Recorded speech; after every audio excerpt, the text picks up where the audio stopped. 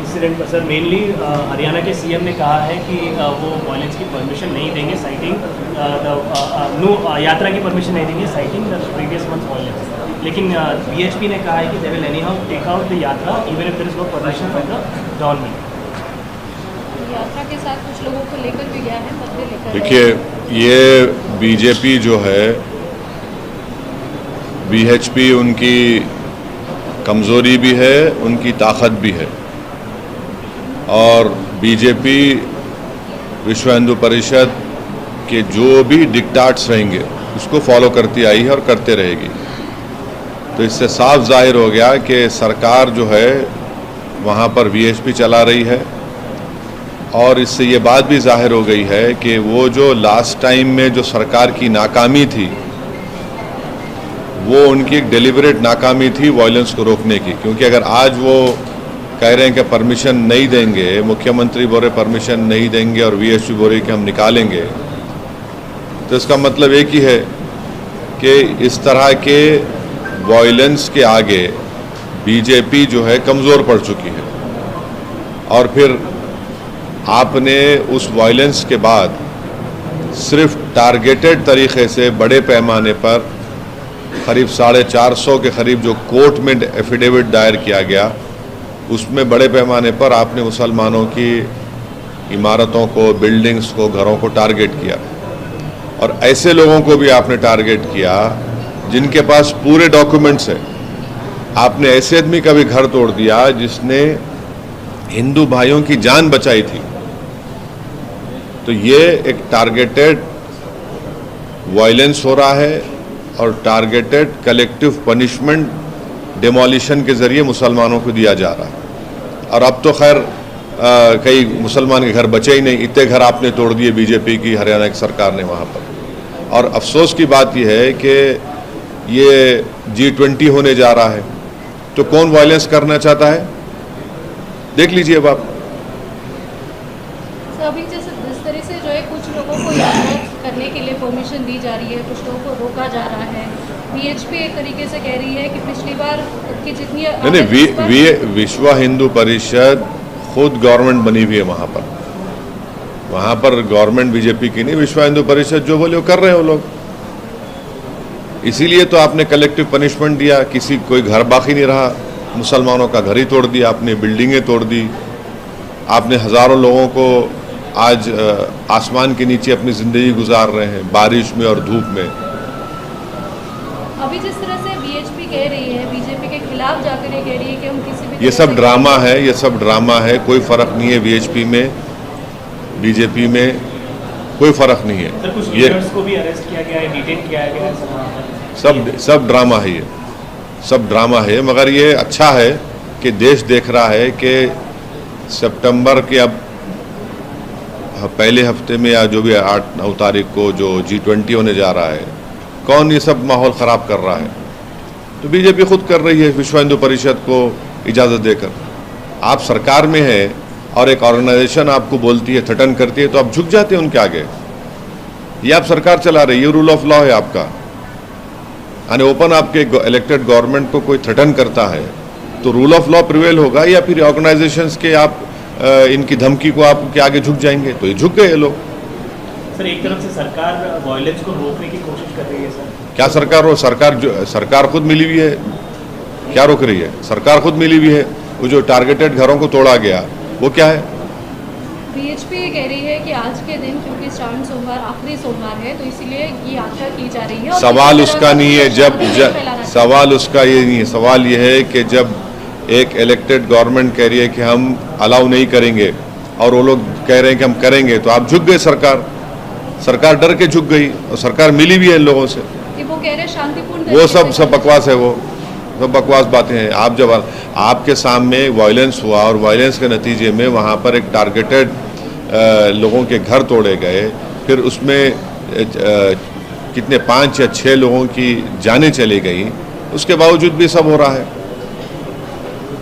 अभी कांग्रेस के बारे में भी होम मिनिस्टर कह रहे हैं कि पिछली बार जो हुआ था हिंसा उसके मैं किसी और पार्टी के बारे में नहीं बोल सकता, वो बोलेंगे अपने बारे में। सर लेकिन आप कैसे देखते हैं कि जो इन्वेस्टिगेशन हो रही है, जिस तरह से होम मिनिस्टर ने कहा कि इन्वेस्टिगेशन देखिए, जो मस्जिद के इमाम को लोग मस्जिद से निकालकर उनकी मॉब लिंचिंग करके उनका मर्डर कर दिए, क्या आपने उनके घर को तोड़ना छोड़िए, क्या आपने बुलडोजर भिजाया उनके घर के पास? आपने नहीं भिजाया, आपने कुछ नहीं किया। जो लोग विजुअल्स आए जो अपने बंदूक से गोलियां चला रहे हैं, उनको पकड़ा आपने? नहीं पकड़ा आपने। कितने आरोपियों का नाम आ रहा है? कितने जो लोग वीडियोस निकाले, वो पहली यात्रा के पहले जो वीडियोस निकाले थे, आपने कितनों को पकड़ा? वो तो आपके लिए मोना डार्लिंग बने हुए हैं पूरे। आपकी तरफ से किस तरीके से जो है आप इस मामले को लेकर जाने वाले हैं? कोई न्यायिक तौर पर? नहीं, हम तो बोल रहे हैं हुकूमत देख रही है, और अफसोस ये है कि जिन लोगों का घर तोड़ दिया गया, जो धूप में बारिश में बेघर हो चुके हैं, ये ऐसी सरकार है बीजेपी की जिनके दिलों में इंसानियत नाम की कोई चीज बाकी नहीं रही। आपने सुप्रीम कोर्ट के जजमेंट को आपने डिसरिगार्ड करा, ड्यू प्रोसेस फॉलो नहीं किया, और आपने जाकर अचानक पूरे 450 घरों को तोड़ दिया, आपने बिल्डिंग्स को तोड़ दिया, मेडिकल शॉप्स को तोड़ दिया। ये आपका इंसाफ करने का तरीका है? ये जुल्म है आपका, ये बीजेपी का, हरियाणा की सरकार का। आप कोर्ट के दरवाजे खटखटाएंगे? लोग गए हैं ना कोर्ट को, देखिए। नहीं, कोर्ट लोग गए हैं, जिम्मेदार लोग कोर्ट को गए हैं, हम देख रहे हैं कोर्ट क्या फैसला लेगा, देखेंगे। सर, मुजफ्फरनगर वाले मामले में टीचर ने आगे आकर कहा कि वो किसी भी तरीके का कम्युनल एंगल इसमें नहीं है, और टीचर हो सकता है कि उनको समझ में नहीं आ रहा, उनका जो जहर उन्होंने पैदा किया मासूम बच्चों के जरिए, क्योंकि वो एक बड़ी कम्युनिटी को बिलोंग करती है और एक बड़ी कास्ट को बिलोंग करती है, और वहाँ पर मुसलमान कम तादाद में है, तो इसलिए उनका ये जो बयान है वो उनके कम्युनल बिहेवियर का एक अक्कासी करता है। वो बैठकर बच्चों को बोल रही है कि मोहम्मदन बच्चों को मारो, वो बैठकर कह रही है कि तुमने हल्का क्यों मारा, और मारो, और उसके बावजूद भी उनमें इतनी बराबर भी शर्म नहीं है, हया नहीं है कि आप टीचर हैं और पेरेंट्स आपके भरोसे पर बच्चों को भिजाते हैं, और आप वहां पर बैठकर उन मासूम बच्चों को हिंदू मुसलमान बता रहे हैं। अब तक अरेस्ट क्यों नहीं किया जा रहा उस टीचर को? उन पर सेक्शन 75 जुवेनाइल जस्टिस एक्ट क्यों नहीं लगाया जा रहा है? और ये क्या तमाशा है, वहां पर वो मासूम बच्चे को लाकर उन बच्चों से गले मिला रहे हैं। और आज मैं देखा कि वो बच्चा कह रहा है कि रातों में नींद नहीं आ रही मुझे। आप मासूम बच्चों के मेमोरीज को बर्बाद कर रहे हैं। 7 साल के बच्चों को आप सिखाते हैं नफरत, हिंदू मुसलमान ये सब नफरत, आप टीचर रहकर, और आपको जरा भी उसका वो एहसास नहीं है। बजाय इसके कि आप चुल्लू पर पानी में डूब मरते कि आप टीचर रहकर आपने इस तरह हरकत की, और आप ये कह रहे हैं कि नहीं, मैंने नहीं किया, मुझे कोई उसका अफसोस नहीं है। अगर वहां पर नरेंद्र मोदी के कोई स्टैचू को जला देगा या उत्तर प्रदेश के मुख्यमंत्री के पोस्टर को फाड़ देगा, तो पुलिस क्या करेगी बताइए हमको?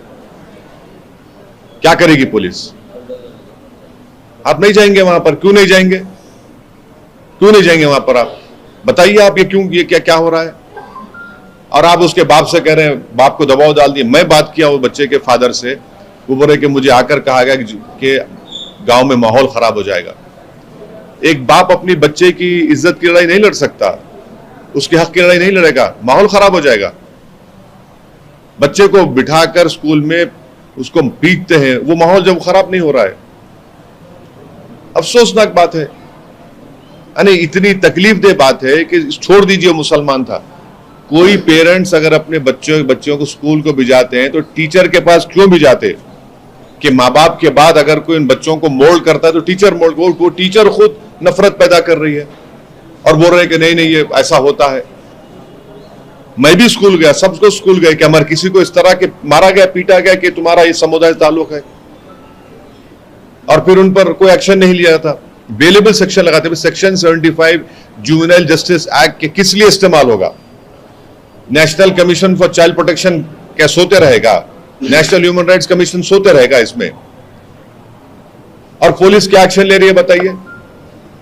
पुलिस तो सेटल करा रही है, सेटलमेंट करा रही है खाली पुलिस। वहां पर बाप को दबाव डाल रही है कि तुम कुछ मत करो। वो बच्चा रातों में नींद नहीं आ रही है, उसको सो नहीं पा रहा है, क्योंकि वहां पर मुसलमान कमजोर हैं, एग्रीकल्चर लेबरर हैं, इसलिए आप दबाव डाल रहे हैं वहां पर। और पुलिस और सरकार और प्रशासन पूरा उनका साथ दे रही है। आपने तो पूरा वीडियो ट्वीट किया था, लेकिन national child commission for protection, national commission for child protection का सेक्शन 75 जुवेनाइल जस्टिस एक्ट क्या कहता है? राइट टू एजुकेशन का सेक्शन पढ़ लीजिए, क्या कहता है।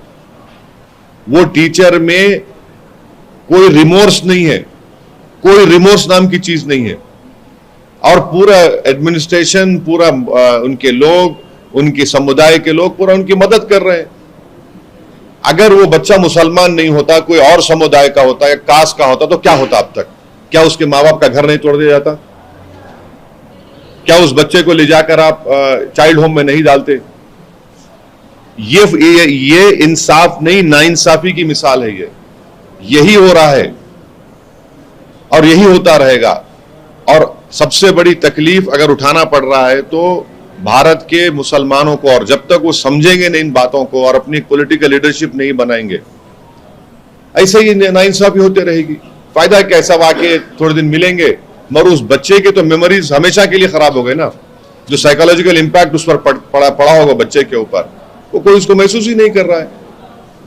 सर, बच्चे के पिताजी ने मीडिया से बात करते हुए कहा कि आप इसी कॉम्प्रोमाइज हुए हैं। एक बात सुनिए, अगर किसी और के बच्चे को मारा जाता और जाके बोलते कॉम्प्रोमाइज करो, तो बाप कॉम्प्रोमाइज कर लेगा, क्योंकि वो कमजोर है। वहां पर वो एग्रीकल्चर लेबरर हैं, डरे हुए हैं, और उस बाप को मालूम कि योगी की सरकार में मुसलमानों को इंसाफ नहीं मिल सकता। उनको सिर्फ बुलडोजर मिलेगा, या फिर एनकाउंटर मिलेगा, या फिर जेल मिलेगी। आप ये, अरे बाप बोल रहा है तो पुलिस सुन लेगी। तो ठीक है, कल से कोई भी किसी भी बच्चे को मारेंगे और फिर बोलेंगे नहीं, बाप कंप्लेन नहीं करेगा तो हम एक्शन नहीं लेंगे, मत देंगे। सके होगा क्या? 7 साल के बच्चे को सिखाएंगे आप हिंदू मुसलमान? उन पूरे स्कूल में बच्चे क्यों हैं फिर वहां पर? इसका इंपैक्ट जो पड़ रहा है ना, पूरे देश में पड़ रहा है, पूरे हर जगह पड़ रहा है। अभी बीजेपी की तरफ से ये बात आ रही है कि जिस तरीके से यहाँ पे माइनॉरिटीज को भी पैसा 1 लाख रुपए जो है वो सब दिया जा रहा है, उनका ये कहना है कि इंसाफ की बात क्योंकि आप कह रहे हैं, वो कह रहे हैं कि प्रधानमंत्री की कई योजनाओं को जो है हर किसी को दिया जा रहा है, तो इसीलिए ये देखिए ऐसा है ना कि बीजेपी जो है डेलिबरेटली आधी सच्चाई बोलती है, आधी और पूरी झूठ बोलती है। क्या तेलंगाना में बैकवर्ड क्लास के हमारे हिंदू भाइयों को प्रोफेशन की बुनियाद पर ये सेम स्कीम नहीं दी जा रही है? बराबर दी जा रही है। झूठ बोल रहे हैं वो लोग बीजेपी वाले। दी जा रही है, बिल्कुल दी जा रही है। प्रोफेशन की बुनियाद पर जो नाई है, जो मिस्त्री का काम करते हैं, दिया जा रहा है। ऐसे कई 10-12 प्रोफेशन आइडेंटिफाई करे, उसमें भी दिया जा रहा है। क्यों नहीं दिया जा रहा है? अब आप नहीं, अरे आपको दिया जा रहा है ना, माइनॉरिटीज को दिया जा रहा है। माइनॉरिटीज धर्म आ रहा है क्या? आर्टिकल 30 माइनॉरिटी धर्म है? माइनॉरिटीज फाइनेंस कॉर्पोरेशन दे रहा है माइनॉरिटीज को, तो उसमें धर्म कहां से आ रहा? आर्टिकल 30 में नहीं है क्या? क्या नेशनल माइनॉरिटीज कमीशन जो बीजेपी का चेयरमैन है, उसमें कौन माइनॉरिटी नहीं लिखा हुआ है जिसमें मुसलमान है, क्रिश्चियन है, जैन है, सिख है? तो माइनॉरिटीज को मिल रहा है, ये कौन सी बात है? एक बात जो है INDI की तरफ से जो है बात ये आ रही है कि जो बीजेपी के साथ यानी कि एनडीए के साथ नहीं है या उनके गुट के साथ नहीं है, वो सारे कहीं ना कहीं बीजेपी के साथ। हाँ, वो जॉर्ज बुश के बेटे हैं पूरे। ये हाफिज जी का नहीं, ये जॉर्ज बुश के बेटे हैं, जॉर्ज बुश के परिवार के हैं। जॉर्ज बुश ने भी कहा था कि आप हमारे साथ हैं या दुश्मन के साथ हैं। तो लगता है कि जॉर्ज बुश के जानशीन है पूरे के पूरे ये लोग। और ये लोग एक दुकान चला रहे हैं, ये दुकानदार हैं कि इनके पास जो आएगा दुकानदार उनको बोलेगा अच्छा है, जो उनसे दूर रहेगा वो कम्युनल है। और एक चौकीदार हैं जो नेशनलिस्ट सर्टिफिकेट बांटते हैं, और दुकानदार जो है, जो साहूकार बन के बैठा है, हमारी बर्बादी का बाइस बना है, वो कहेगा कि अगर हमारे पास आ जाओगे दुकान को तो तुम अच्छे हो जाओगे। ना तुम्हारी, हमको ना दुकानदार की जरूरत है, ना ये चौकीदार की जरूरत है। इंशाअल्लाह ताला इस देश में चौकीदार को बैठाएंगे, दुकानदार की दुकान ही बंद होगी। एक तीसरा गुट बनने की संभावना बहुत है, बहुत है। मैं तो बार बार हमारे तेलंगाना के मुख्यमंत्री से कह रहा हूं कि उनको लीड लेनी चाहिए, और ऐसे कई पॉलिटिकल पार्टीज, ऐसे कई बड़े बड़े पॉलिटिकल लीडर्स हर स्टेट में वो तैयार हैं। और अगर चीफ मिनिस्टर केसीआर लीड लेंगे तो मैं समझूंगा कि बहुत सा इसमें काम हो सकता है। अखिलेश यादव जी आ सकते हैं क्योंकि वो केसीआर साहब से भी मिल रहे हैं, फिर आएंगे। वो उनसे पूछिए, वो तो हर जगह जाके बैठ रहे हैं, वो यहाँ भी बैठते, वहाँ भी बैठते, हर जगह चले जाते बेचारे। वो कौन है आपके साथ में जो आपको लगता है? अल्लाह है हमारे साथ। नहीं, दो पार्टी नहीं, हमारे सुनिए, हमारे साथ अल्लाह है, हमारे साथ वो अवाम है जो जालिमों के जुल्म को नहीं सहने वाली है, हमारे साथ वो अवाम है जो मजलूमों की तकलीफ को समझती है, हमारे साथ वो अवाम है जो इस देश को, डाइवर्सिटी को प्रोटेक्ट करना चाहती है। दो पार्टियां क्या एक सर आप लगातार बोलो नहीं बोलो। नहीं, मैं ये पूछ रही थी कि आप सिर्फ दो पार्टियां हैं तो नहीं, दो पार्टी, एक गुट बड़ा बन जाएगा। क्या बड़ा बनेगा? क्या बड़ा? कौन सी पार्टियां हैं जो आपके साथ आ सकती हैं? अरे बहुत आ सकते, देखिए अभी बहुत आ सकते। उदाहरण के तौर पर अरे बहुत आ सकते। आप अभी ठहरिए ना, अभी तो खेल शुरू हुआ है। सर आप कई बार बीआरएस की स्कीमों की तारीफ की है, सर दलित बंधु हो या फिर जो भी एंड फार्मर के रिलेटेड हो। परसों ही एक स्कीम का ऐलान किया गया बीसी के लिए, कांग्रेस पार्टी की वजह से सर, तो 12 लाख देंगे दलित लोगों के लिए, कई सारे रिजर्वेशन की भी उन्होंने बात की। हाँ, तो ऑलरेडी केसीआर दे रहे ना 10 लाख, आप 2 लाख बढ़ के देने की बात कर रहे हैं। अब उन्होंने भी कर रहे थे, ऑलरेडी वो स्कीम लाने वाला केसीआर है ना दलित का, वो लोन माफी के स्कीम का भी लाने वाला केसीआर है। आप तो कॉपी कर रहे, कट एंड पेस्ट जो बोलते वो कर रहे आप। वो बोलते ना कि नकल और चोरी करने के लिए भी अकल चाहिए, वो भी नहीं है बेचारों के पास। अब वो कट एंड पेस्ट जो आप कर रहे हैं, आप उन्होंने ऑलरेडी कर दिया, उन्होंने अंकल कर दिए, उन्होंने ऑलरेडी स्कीम ला लिया, उन्होंने अंकल केसीआर जो है वो कर दिए ना। अब आप उसको ही देखा देखी कर रहे, आप है क्या आपको? तो इसका मतलब आप उनके पीछे चल रहे। तो अब जो आदमी स्कीम लाया, लोग उसका साथ देंगे या जो इन्होंने नई बात तो कर रहे, उन्होंने वही बात कर रहे। जिसको पैसे मिल रहे, जिसके पास लोन माफी हो गया, उसके अकाउंट में किसानों के पैसे जा रहे, तो आप तो वो कर रहे, देखा देखी कर रहे, कॉपी कर रहे, आप पूरा नया कुछ है ही नहीं आपका ने। तो इस वास्ते वो जो उर्दू में कहावत है कि नकल करने के लिए भी अकल और सलीका चाहिए, वो भी नहीं है आपका ने।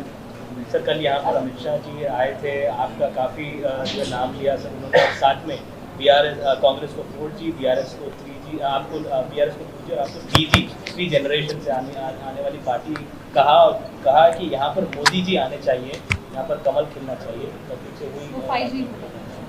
हाँ, वो देखेंगे, चुनाव के नतीजे के बाद बात करेंगे।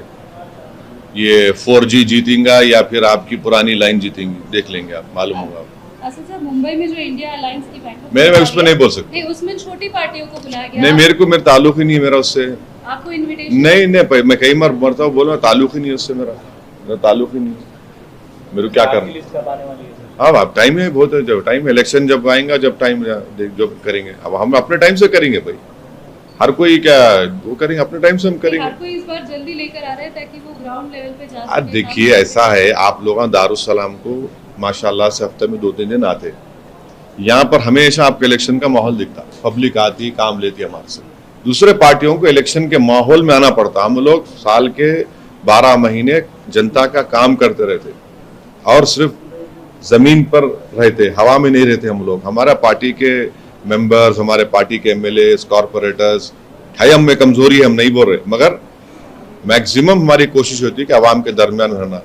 जिसका इंतकाल हुआ हम नजर आते, बच्चे का हकीका है वो नजर आते हम लोग, बच्चे को मिठाई खिला रहे वो नजर आते हम लोग, फिर आप दवाखाने में मॉर्चरी में जो हम नजर आते, राशन कार्ड में हम नजर आते, पेंशन स्कीम का गाइड कर रहे हैं वह हम नजर आते, ट्रांसफर है तो हम नजर आते, हर जगह पे हम नजर आते आपको। वो कोई पॉलिटिकल पार्टी नजर नहीं आती, अब खाली आप इलेक्शन में आते पॉलिटिक्स नजर आते।